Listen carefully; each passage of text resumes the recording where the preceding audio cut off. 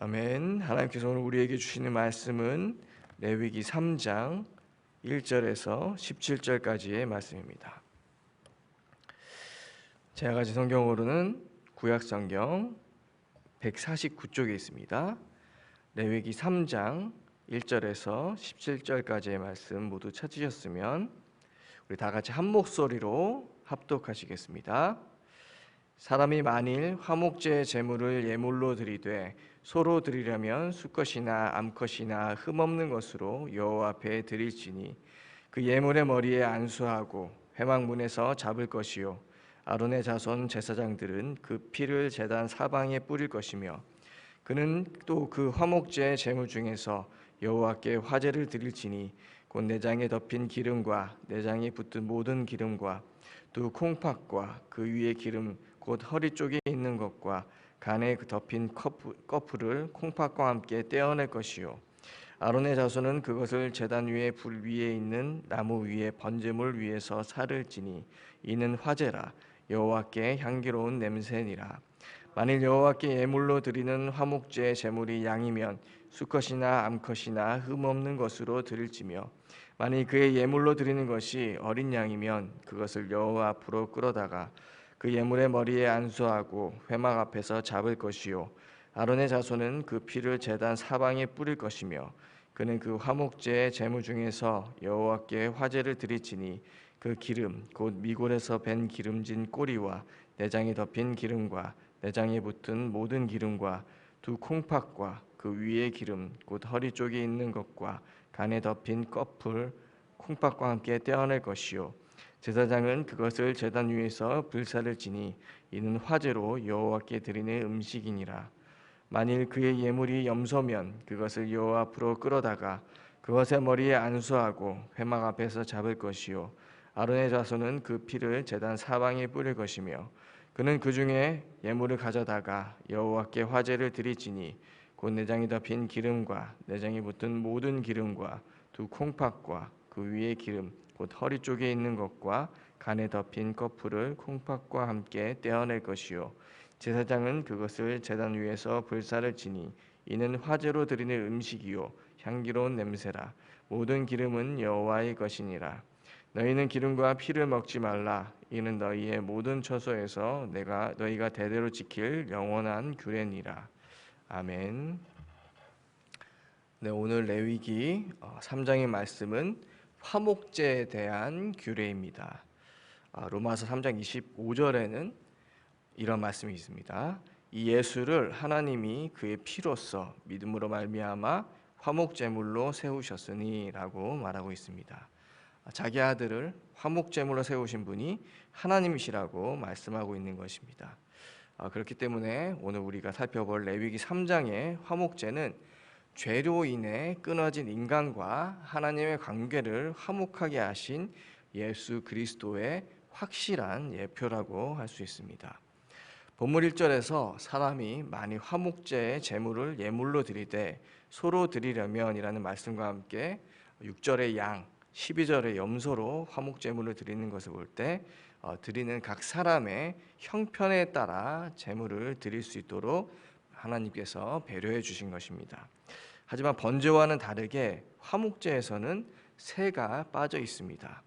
레위기 7장 15절에서는 화목제물의 고기는 드리는 그날에 먹을 것이요 조금이라도 이튿날 아침까지 두지 말 것이니라 라고 하나님이 명하셨기 때문에 화목제는 기름과 중요한 부분만 드리고 남은 부분은 드리는 자도 함께 먹는 일종의 잔치라고 볼 수 있습니다.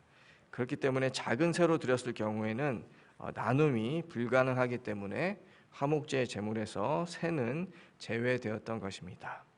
이렇게 화목제는 수직적으로는 하나님과의 교제를 의미하고 수평적으로는 이웃과의 교제라는 의미가 담겨 있는 것입니다. 이것은 구원받은 자들이 모여서 예수님의 살과 피를 기념하며 떡과 포도주를 먹고 마시는 성만찬을 상징하기도 합니다. 그렇게 봤을 때 하나님과 우리 사이에 영원한 화목제물 대신 예수 그리스도 때문에 우리는 하나님을 우리의 아버지라고 부를 수 있는 자녀된 권세를 얻었고 하나님과 함께하는 교제 식탁에 참여하는 축복을 얻었다고 할 수 있습니다. 그런데 제물이 무엇이든 불변의 원칙이 있습니다. 1절 이하를 보면 수컷이나 암컷이나 흠없는 것으로 여호와 앞에 드릴지니라고 나옵니다. 이것은 죄 없고 흠 없으신 예수 그리스도를 예표하기 때문입니다. 그리고 2절에 예물의 머리에 안수하라고 하신 말씀을 통해서 죄의 정가를 나타냅니다. 세 번째로 회막문 앞에서 잡을 것이라는 말씀을 통해 죄가 정가받은 제물은 그 죄값으로 죽임을 당해야 한다는 것을 알 수 있습니다. 로마서 6장 23절에서 죄의 삭은 사망이라고 말하고 있기 때문입니다. 그리고 네 번째로 2절의 후반부의 말씀과 같이 제사장들은 그 피를 제단 사방에 뿌려야 합니다. 그 제물에 흘린 피가 드리는 자에게 적용되기 위해서는 뿌린 피가 되어야 하기 때문입니다.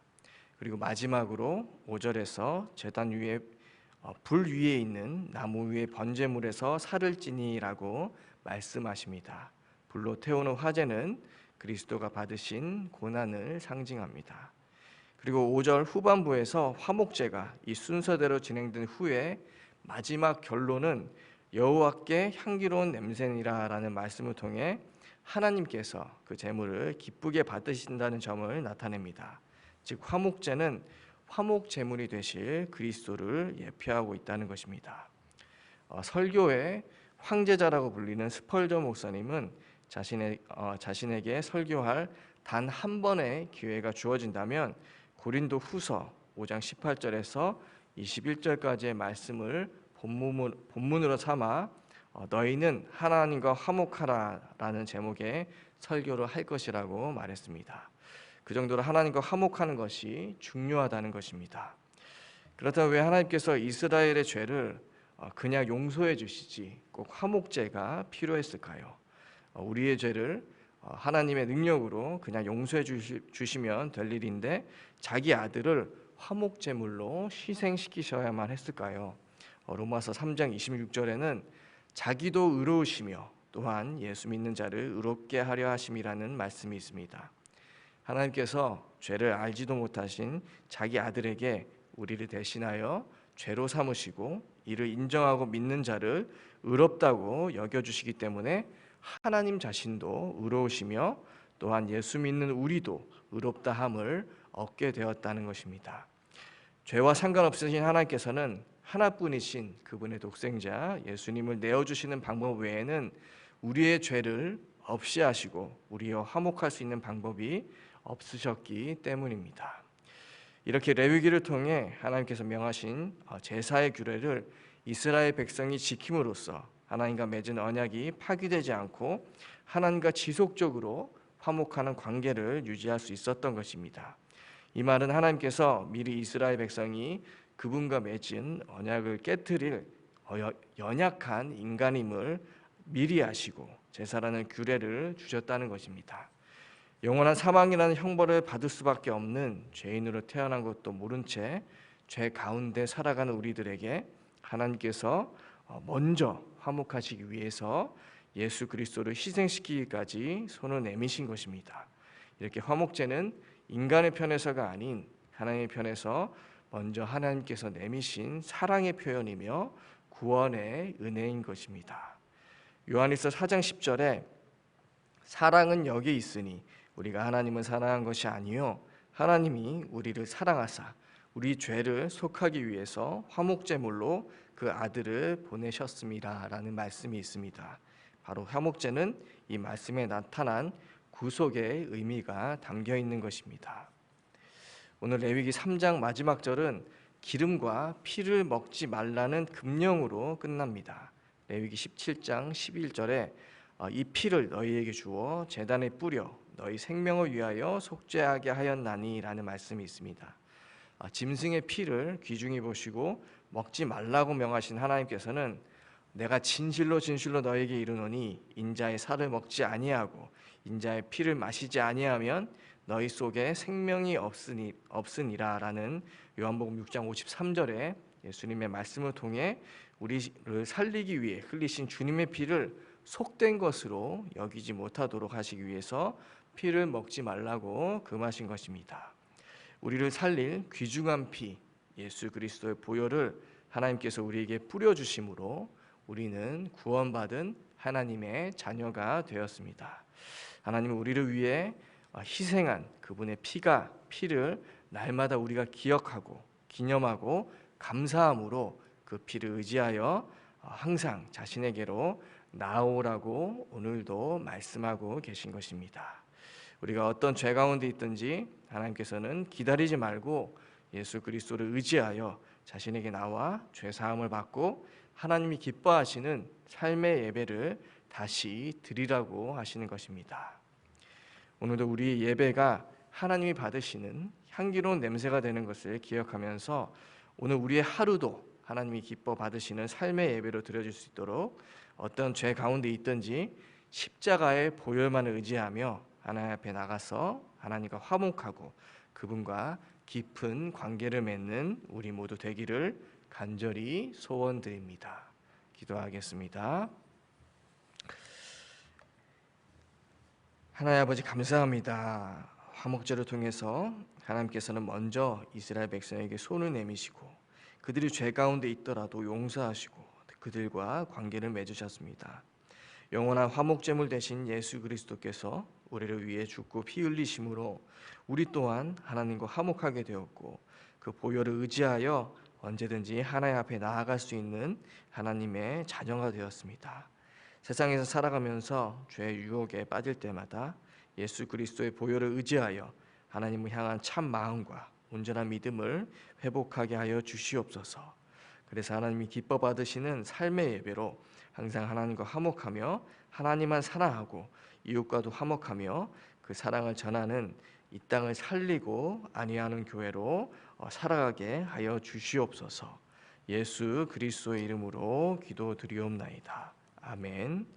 하늘에 계신 우리 아버지 이름을 거룩하게 하시며 아버지의 나라가 오게 하시며 아버지의 뜻이 하늘에서와 같이 땅에서도 이루어지게 하소서. 오늘 우리에게 일용할 양식을 주시고 우리가 우리에게 잘못한 사람을 용서하여 준 것 같이 우리 죄를 용서하여 주시고 우리를 시험에 빠지지 않게 하시고 악에서 구하소서. 나라와 권능과 영광이 영원히 아버지의 것입니다. 아멘.